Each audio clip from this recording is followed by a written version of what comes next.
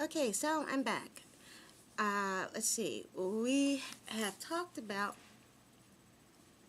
in this first Michael's moment about possible charges against Dr. Conrad Murray. Now, we have to look at a few things when we look at Dr. Murray. Okay, first of all, we need to understand what specifically the charges actually mean. Now, for those of you who are maybe younger and don't know like the technical terms, I'm going to do my best to help you out with this. This is the Associated Press handbook, style book, and libel manual. See? Associated Press, style book, and libel manual.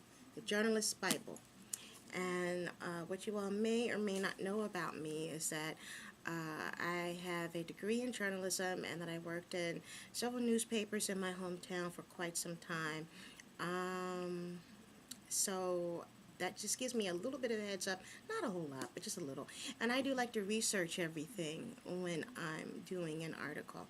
So I got this book when I was in college, when I was studying to be a journalist, and I kept it all these years, and I find it does come in handy, even to this very day.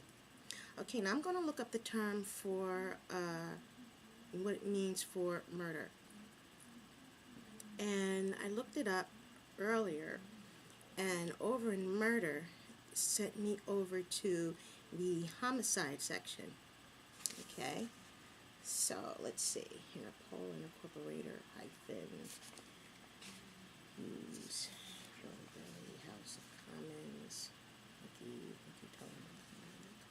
Okay, homicide, murder, manslaughter. Homicide is a legal term for slaying or killing. Murder is malicious, premeditated homicide. Some states arbitrarily define certain homicides as murder if the killing occurs in the course of an armed robbery, rape, etc. Manslaughter is homicide without malice or premeditation. Okay, this is right here.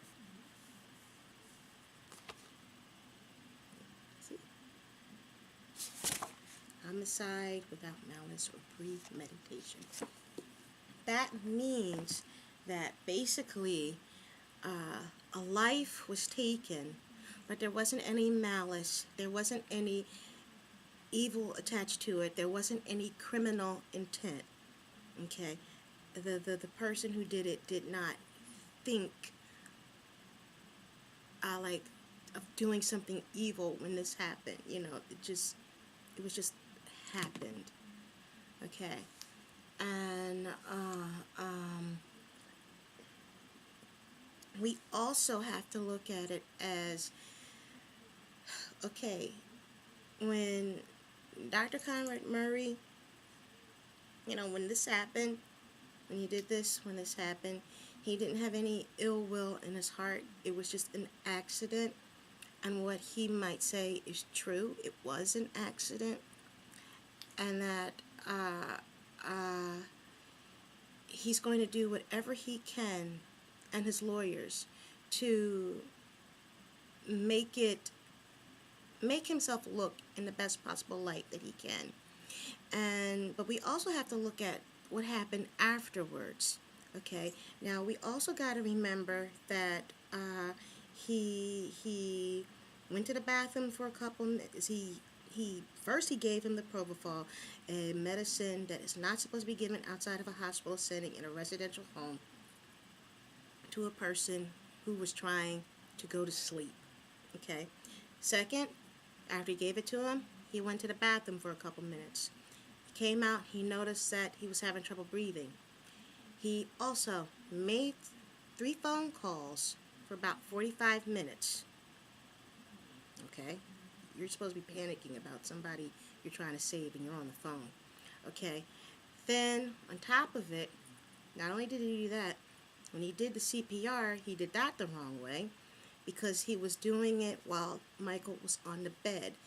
And, you know, you pushing up and down on the bed, and the body's just going to be just springing back and forth.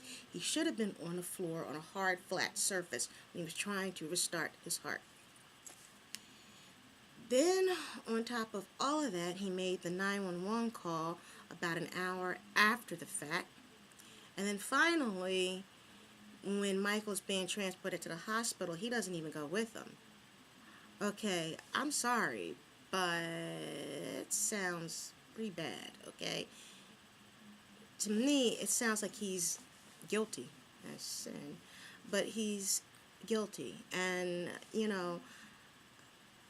there is a tiny part of me that feels very sorry for this man, because I know now he probably wishes that he never took Michael Jackson as a patient. I know he feels that. And it's a shame, because his career has been destroyed because of this, and Michael's life is gone. And the children have lost their father, and a set of parents has lost their son, and their brothers and sisters have lost their brother.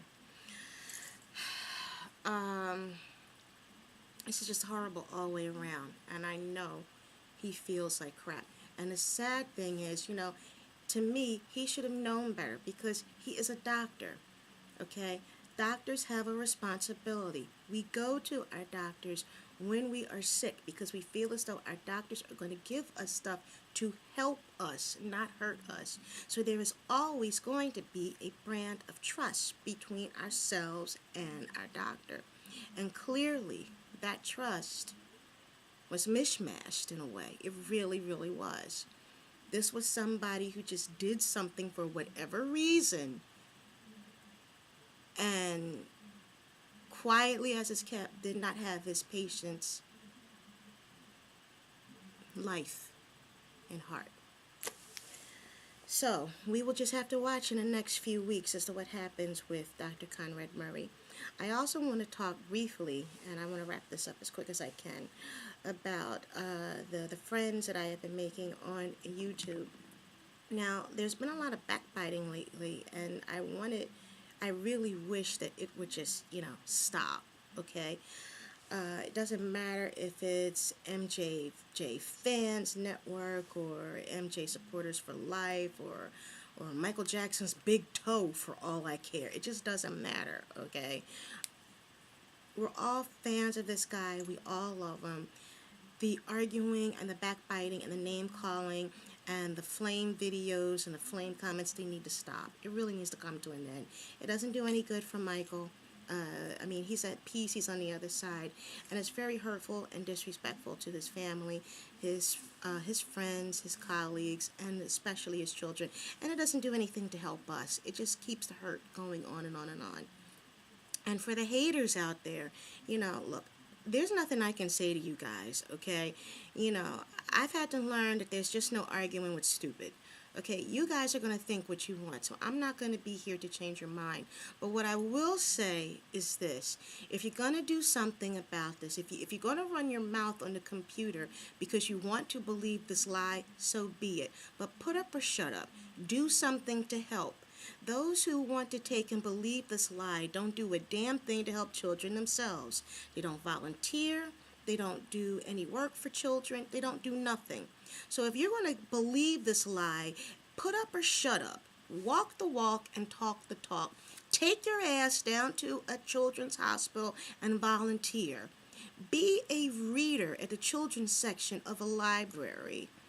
Do something. Be a mentor. Be a coach. Be a tutor. Be a den mother, or a scoutmaster, or whatever. Do something to help children. Don't just take $1 out of your pocket and put it in a Wawa bucket to help Haiti and just think that, oh, I did my good deed for the day. No, you have to do more than that. I want to do more than that. I want to do something to help. So if you're going to believe this lie, at least put up and shut up and do something to help. That's all I wanted to say on this. This is Robin, live from the Robin's Nest, and this is the conclusion of the first ever Michael's Moment. And for all you Michael Jackson fans out there, I know it's going to be hard, but smile even though your heart is aching. Okay, all right, I'm not as good as Michael, but I just thought I'd give that a shot. Okay? Thank you, everybody. Peace. Good night.